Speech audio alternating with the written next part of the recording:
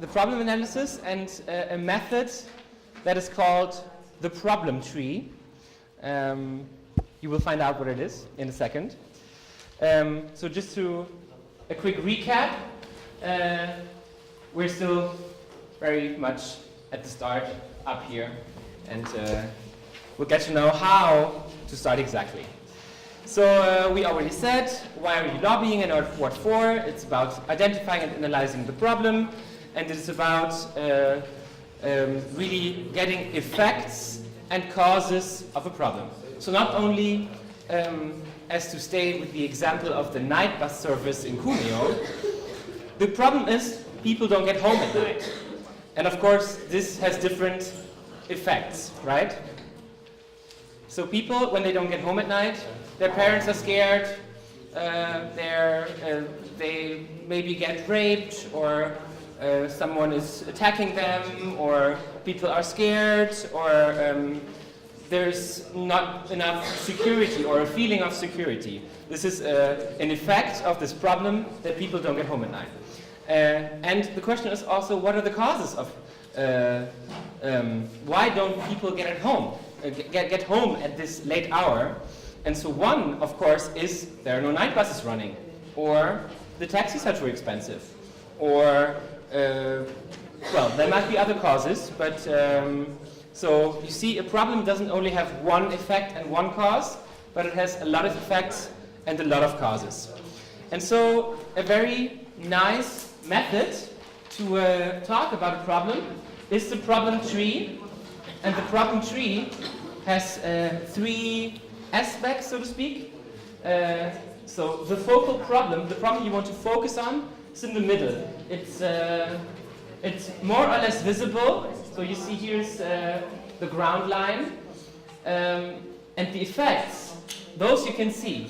So you see that, for example, in Cuneo at night, people are worried, or that people are getting attacked, or that parents worry. You can see that. But the causes, you don't always see them so clearly. They're a little bit more underground. But they are the foundation of it all. So if you erase the causes, of course there's no problem and there's no effect. Right? This is how a tree grows, from below. And so the effects represent what you ultimately want to change. Maybe not right now, maybe not tomorrow, but in the long run. So it could be something like climate change prevention, like there's a lot of climate house gases or something. There's no effective bus running, people are getting home late. And yeah, the focal problem instead is what really is the problem at hand. It is that the buses are not running after 10 o'clock. This is the focal problem. And it is what your advocacy project concretely wants to change. It's very specific. Also, it's best used when you remember the SMART objectives: specific, measurable, appropriate, realistic, and timed. If it's a problem, you can also identify as very specific. So buses in Cuneo not running after 10 o'clock on a weekday, for example. And then the causes, it's what you really need to tackle so that this focal problem is not happening anymore. I will give an example from a campaign that I have been running myself over the past 2 years in district of Berlin. In Berlin-Kreuzberg was a campaign called the Office for the Freedom from Advertising and the Good Life. Little cryptic, but basically it is a campaign about outdoor advertising. You know, advertising, publicity, yeah. So you might ask, why is that a problem? Like, it's just normal, there are like posters and people on outside in the city everywhere, portrayed in images and everything. Why should that be a problem? Well, we first say that it is a problem. Because in the district of Kreuzberg in Berlin, there has been an increase. So more and more advertising, more and more posters everywhere. You can't walk through the city without being bombed with like thousands of advertisings.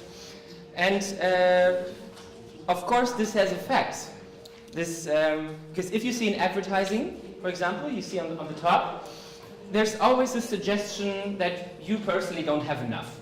Like there's the new iPod advertised, or a light bikini, or something that you don't have. And it promises you, if you have it, then you'll be happy. If you buy this new iPod, if you buy this new bikini, or these new shoes, or travel to Australia in this awesome plane, then you'll be happy.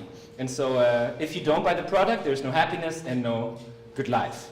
Another effect is that if these people want you to buy, because like advertising always wants you to buy something, right?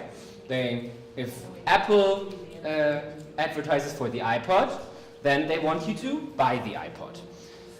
But maybe you don't even want the iPod. You don't need a smartphone, you don't need a telephone at all, maybe. And so it creates more consumption, you buy more, and of course, therefore, much more has to be produced if you buy more. And if you produce more, there's more damage. There's more environmental damage, there's more CO2 being blown in the air, there are resources being used, so it's a big problem.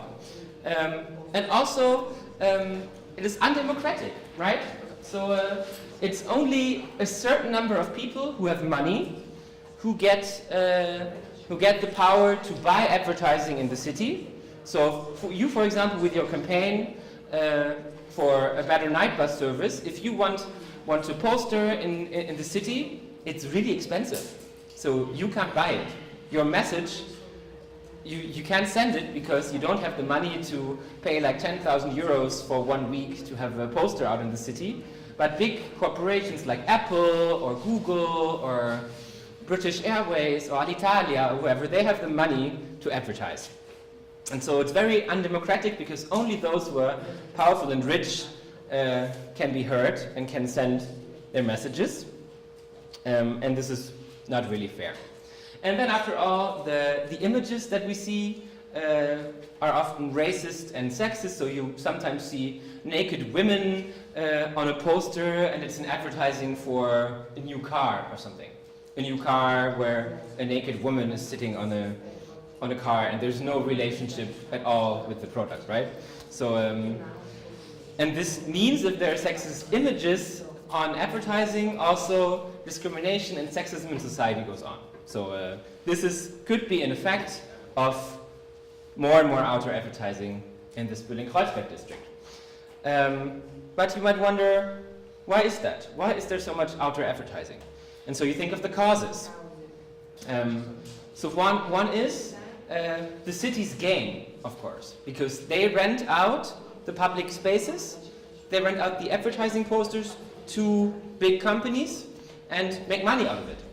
And we know it all, there's economic crisis and cities don't have a lot of money, so they do everything so that they get more money.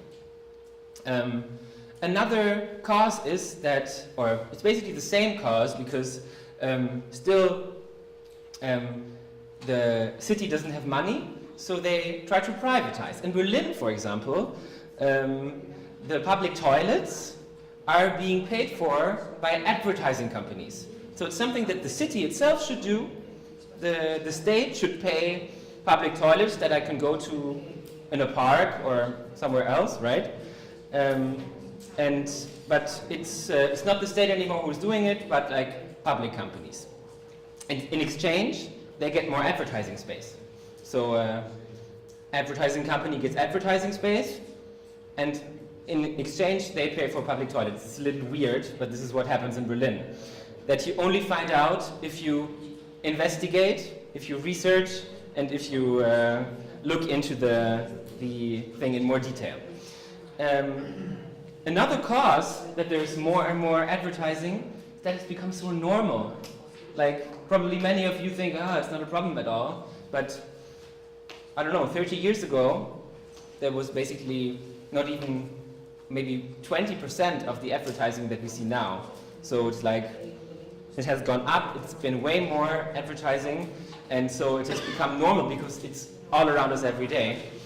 And so far, also because there's more, is because there's no one saying no. There's no opponent, no one saying there's enough advertising, and so also no media is reporting about the problem of advertising. And yeah, so I wanted to give an example of how a problem tree could look like.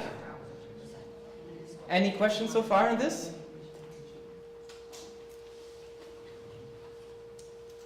Okay. But then, of course, it's only a problem tree, right? First step is problem analysis. But it's very important. But then, from problem analysis, you have to go on.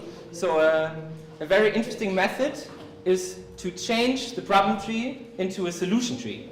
So here on this side, you again have three things: the objectives of your advocacy effort, the goal, and the long-term vision afterwards that can grow out of the advocacy goal. So the long-term vision is what you ultimately want to change. The advocacy goal is really the goal that you and your advocacy effort, your campaign, or your project is trying to address. That's what it's concretely trying to change. And the objectives are needed in order to address the focal problem and the advocacy goal. Okay? So far? So I will give an example again with the advertising Berlin example. So we decided for our campaign that a solution to this problem of more and more advertising in the city would be a complete ban of outdoor advertising in the district. That the city should decide no more advertising at all. It's a very ambitious and very difficult goal, but we said, let's try it.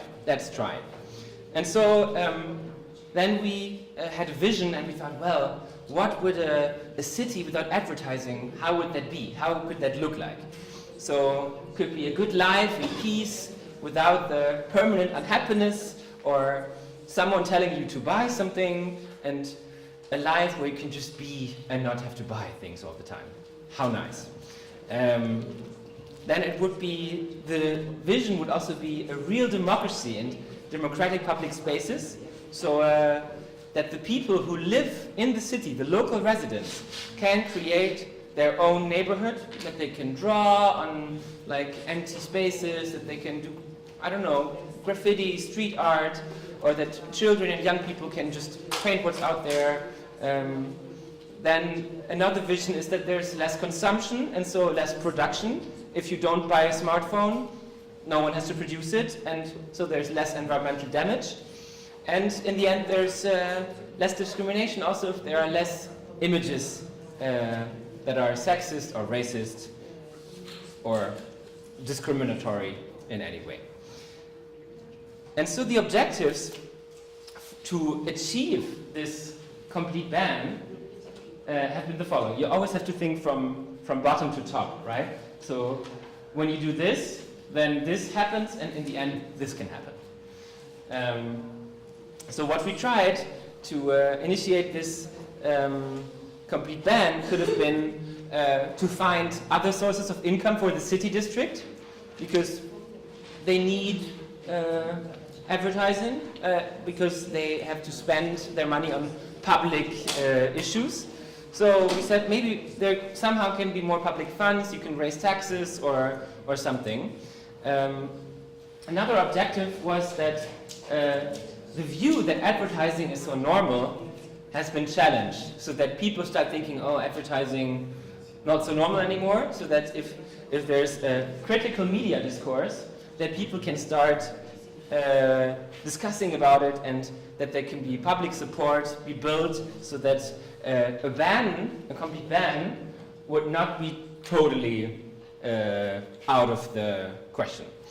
And so it would be also that we try to find a lobbying success of the people, that we say that the advertising industry is not really credible when they say, yeah, we regulate ourselves and we just put whatever and we take care of sexism, because still they put sexist images everywhere. They're not very credible. So we say, we decide as people living in the city what we want to see. And so making a people-oriented, citizen-driven art projects, or like just doing something that shows we, the people of Berlin, we don't want advertising. All are objectives that can eventually lead to the complete ban of advertising. The method of creating a problem tree, so cause a problem, and the problem has effects on the one hand, and a problem tree with a long-term vision that is being boiled down to a goal that, and then has objectives, where the objectives lead to the goal, lead to the vision. Is that clear, more or less? I hear no yes. Okay, then it's up to you. And in the next 45 minutes, we're going to work on 8 of your local cases, of your ideas, in 8 groups. And therefore I need 8 volunteers who want to present their idea to their group, and want to say what's maybe a problem they want to solve in their city, in their community, in their local site.